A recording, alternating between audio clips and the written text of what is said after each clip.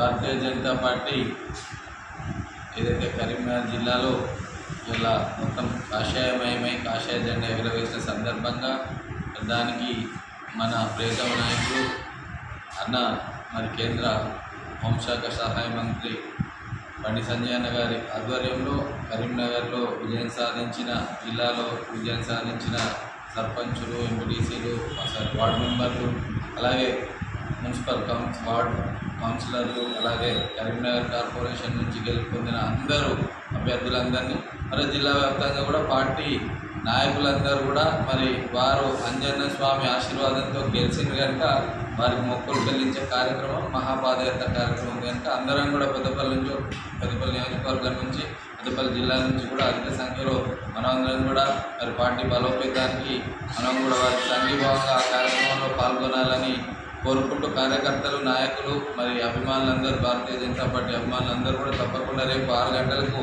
మహాశక్తి దేవాలయానికి విచ్చేసి అక్కడి నుంచి పాదయాత్రగా బయలుదేరి సాయంత్రం వరకు కొండగట్టు చేరుకొని అక్కడ ఆంజనేయ స్వామి మొక్కులు చెల్లించి మళ్ళీ తిరిగి వస్తాం కనుక అందరం ఈ కార్యక్రమంలో మరి మనల్ని పిలవలేదు అనకుండా ఇది మన కార్యక్రమంగా భావించి అందరూ కూడా ఈ కార్యక్రమంలో పాల్గొని ఆ పాదయాత్రను విజయవంతం చేసి మరి ఆ ఆంజనేయ స్వామి ఆశీర్వాదం అందరం అందుకోవాలని వారికి మరి వారి ఆశీస్సులు మనందరికీ ఉండాలని కోరుకుంటూ అమెరికా, ఇజ్రాయెల్, ఇరాన్ మధ్య జరుగుతున్న యుద్ధం కారణంగా ఏర్పడిన సంక్షోభం వల్ల దేశంలో నిజంగా కూడా మరి ఇలా పెట్రోలియం నిల్వలు కానీ అన్నీ కూడా మరి మోడీ గారి నాయకత్వంలో అన్నీ కూడా ఏది సమస్య లేదు.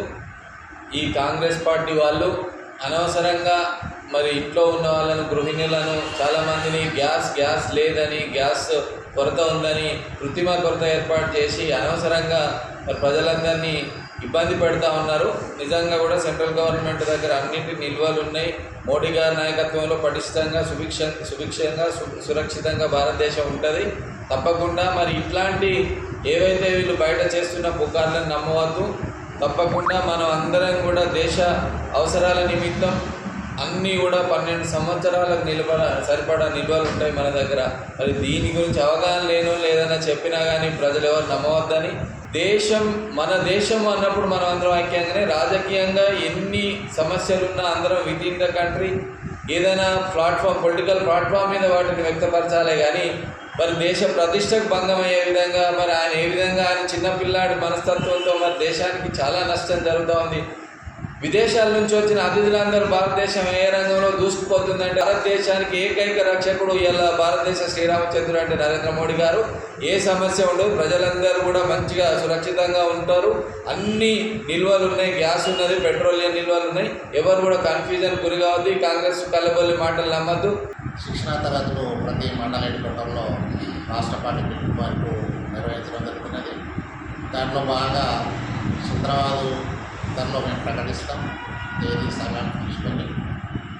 అలాగే భారతీయ జనతా పార్టీ హనుమాన్ ఆశీర్వాద యాత్ర గురించి బండి సంజయ్ గారు, కేంద్ర మంత్రివర్యులు బండి సంజయ్ గారు చేపట్టిన మహాపాదయాత్రకు సికింద్రాబాద్ నుండి అధిక సంఖ్యలో సీనియర్ నాయకులు, కార్యకర్తలు, మండలాధ్యక్షులు, వార్డు మెంబర్లు, బూత్ కమిటీ మెంబర్లు అందరూ అధిక సంఖ్యలో పాల్గొని ఆ సభను విజయవంతం చేయాల్సిందిగా పత్రికా ద్వారా మేము భారతీయ జనతా పార్టీ సుందరాల మండల్ రూరల్ వారికి జిల్లా స్థాయి నుండి పెద్దపల్లి జిల్లా స్థాయి నుండి పెద్ద ఎత్తున కార్యకర్తలను కరీంనగర్కు తరలించడం జరుగుతుంది. ఒక 500 మంది ఈ యాత్రలో పాల్గొంటారు పెద్దపల్లి జిల్లా తరఫున.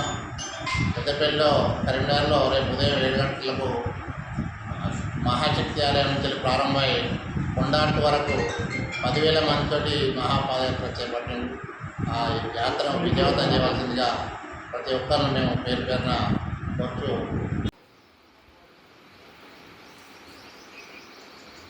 నీ అకౌంట్ నీ